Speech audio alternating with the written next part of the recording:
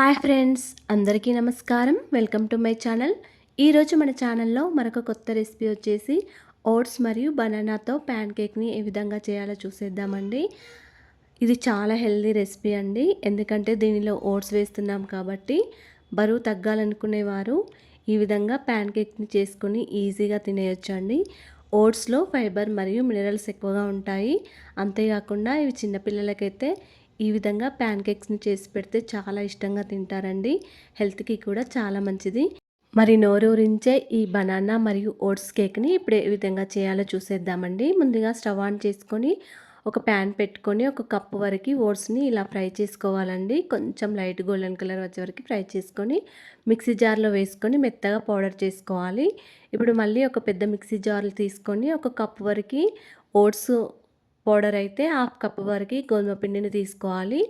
దీనిలో ఒక 2 టీ స్పూన్ల బెల్లం పౌడర్ వేసుకోవాలి. అదేవిధంగా ఒక పావు టీ స్పూన్ వరకు దాల్చిన చెక్క పొడి వేసుకోవాలండి. ఈ విధంగా దాల్చిన చెక్క పొడి వేస్తే టేస్ట్ చాలా బాగుంటుంది.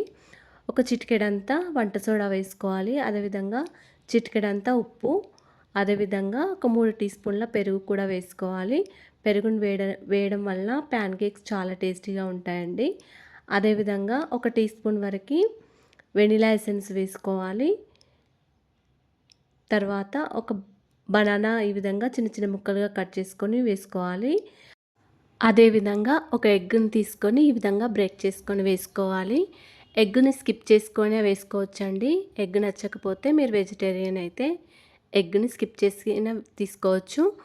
ఇప్పుడు ఒక కప్పు వరకు పాలను వేసుకోవాలి. ఈ విధంగా అన్ని ఇంగ్రీడియంట్స్ వేసిన తర్వాత మెత్తగా గ్రైండ్ చేసుకోవాలి. కన్సిస్టెన్సీ అనేది ఈ విధంగా వస్తుందండి. ఇప్పుడు ఈ పిండిని ఒక 5 మినిట్స్ వరకు నానబెట్టుకొని ఉంచుకోవాలి. 5 మినిట్స్ తర్వాత పిండి అనేది ఈ కన్సిస్టెన్సీలోకి వస్తుందండి. కొంచెం గట్టిగా అవుతుంది. ఇప్పుడు ప్యాన్ కేక్స్ రెడీ చేసుకోవడమే అండి. ముందుగా స్టవ్ ఆన్ చేసుకొని ఇలాంటి ఒక ప్యాన్ పెట్టుకోవాలి. ప్యాన్ పైన కొంచెం బటర్ వేసి ప్యాన్ మొత్తం స్ప్రెడ్ అయ్యేలా చూడాలి. ఇప్పుడు మనం తీసుకున్న పిండిని ఈ విధంగా గరిటెతో ఒక్క గరిటె వేసుకోవాలి. గరిటెతో కొంచెం ఇలా వేసుకొని కొంచెం లైట్గా స్ప్రెడ్ చేసుకోవాలి. పైనుంచి కొంచెం బటర్ వేసుకొని మూత పెట్టుకోవాలండి. ఒక 2 మినిట్స్ తర్వాత మనం మూత తీసి ఈ విధంగా స్లోగా టర్న్ చేసుకోవాలి. ఒక సైడ్కి కాలిన తర్వాత మళ్ళీ ఇంకో సైడ్కి స్లోగా టర్న్ చేసి ఈ విధంగా ఇంకో సైడ్కి కాల్చుకోవాలి. అన్ని ప్యాన్ కేక్స్ని కూడా ఈ విధంగానే వేసుకోవాలి. ఇవి చాలా టేస్టీగా ఉంటాయండి. ఈ విధంగా మీరు కూడా పిల్లలకి ప్యాన్ కేక్స్ని చేసి పెట్టండి. చూడండి, ప్యాన్ కేక్స్ రెడీ అయిపోయింది. అన్ని కేక్స్ని కూడా ఈ విధంగానే చేసుకోవాలి. ఇప్పుడు ఇంకొక ప్యాన్ కేక్ని వేసుకుందామండి. ప్యాన్లో మళ్ళీ బటర్ వేసుకొని ప్యాన్ మొత్తం బటర్ స్ప్రెడ్ అయ్యేలా చేసుకోవాలి. ఇప్పుడు గరిటెతో ఈ పిండిని ఈ విధంగా స్లోగా వేసుకోవాలి. పైనుంచి మళ్ళీ కొంచెం బటర్ వేసుకొని మూత పెట్టుకోవాలి. ఒక 2 మినిట్స్ వరకు కుక్ అయ్యేలా చూసుకోవాలి. 2 మినిట్స్ తర్వాత మూత తీసి స్లోగా టర్న్ చేసుకోవాలి. ఇంకో సైడ్కి కాల్చుకోవాలి. అంతేనండి, అన్ని ప్యాన్ కేక్స్ని కూడా ఈ విధంగానే వేసుకోవాలి. చూడండి ఫ్రెండ్స్, ప్యాన్ కేక్స్ అన్నీ ఈ విధంగా వేసుకోవాలి.